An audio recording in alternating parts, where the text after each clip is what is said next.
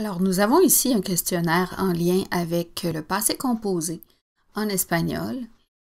Ce questionnaire-là comprend 20 questions en lien avec le passé composé.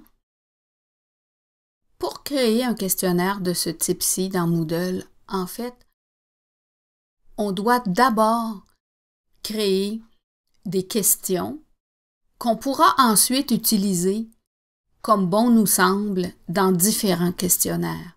Alors, on ne crée jamais ça du premier coup.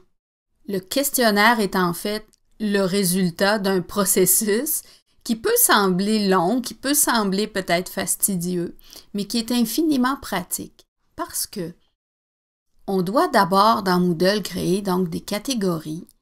Les catégories, ce sont comme des tiroirs de classeurs en lien avec des sujets là, de notre cours.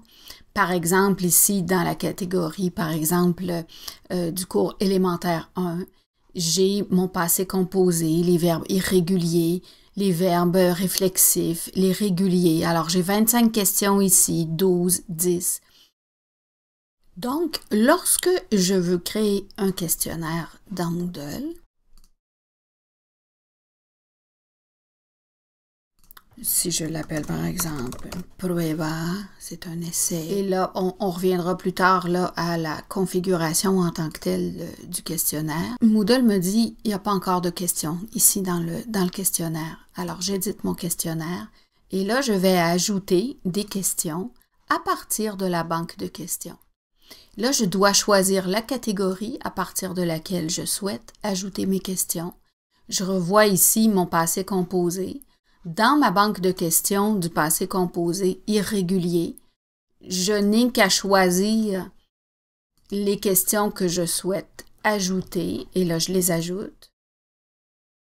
Donc, j'ai ajouté 3 questions. On va sauvegarder ça.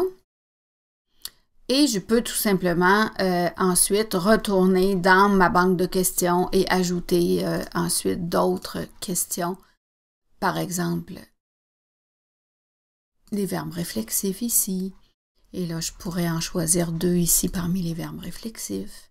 Alors là, j'ai un questionnaire maintenant qui comprend 5 questions.